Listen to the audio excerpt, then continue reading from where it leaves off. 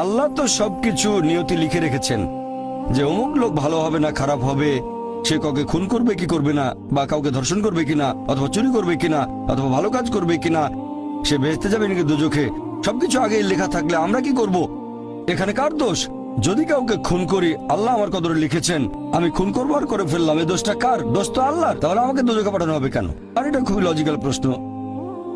এই প্রশ্নের উত্তরে বলবো, আমাদেরকে এই কদর বা নিয়তির ধারণা আগে বুঝতে হবে যে আল্লাহ সুবহানাহু ওয়া তাআলা আগে থেকে লিখে রেখেছেন একটা মানুষ কখন জন্মাবে, তারপরে সে কোন দেশে জন্মাবে, কখন মারা যাবে, কোন দেশে মারা যাবে।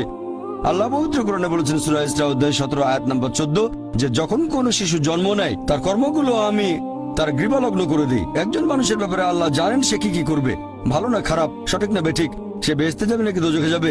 যে ধরেন একটা ক্লাসে একজন টিচার পড়াচ্ছেন 100 জন ছাত্রকে প্রায় 1 বছর ধরে, আর পরীক্ষা শুরুর আগে টিচার অনুমান করলেন যে এই ছাত্রটা এবারের পরীক্ষায় ফার্স্ট হবে, ফার্স্ট ক্লাস ফার্স্ট, এই ছাত্র পাবে সেকেন্ড ক্লাস, এই ছাত্র করবে ফেল। এটা আমি উদাহরণ হিসেবে বলছি। এর কিছুদিন পরে পরীক্ষা হয়ে গেল, প্রথম ছাত্র হলো ফার্স্ট ক্লাস ফার্স্ট, এই ছাত্র সেকেন্ড ক্লাস, আর ওই ছাত্রটা করলো ফেল। এখন আপনাদের প্রশ্ন করি, যে ছাত্র ফেল করেছে সে কি টিচারকে বলবে আপনি বলেছিলেন যে আমি ফেল করব তাই ফেল করেছি? এখানে দোষটা কার? টিচারের নাকি ছাত্রের? কার দোষ?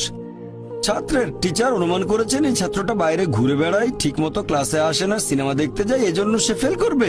ওই ছাত্র মোটামুটি মাঝারি, এই ছাত্র খুব মেধাবী, অনেক পরিশ্রম করে, তাই টিচার পরীক্ষা শুরু হওয়ার আগে অনুমান করেছেন এই ছাত্র হবে ফার্স্ট ক্লাস ফার্স্ট, এই ছাত্র সেকেন্ড ক্লাস, ওই ছাত্র ফেল। তারপর আসলে ওই ছেলে ফার্স্ট ক্লাস ফার্স্ট, এই ছেলে সেকেন্ড ক্লাস, আর ওই ছাত্র ফেল।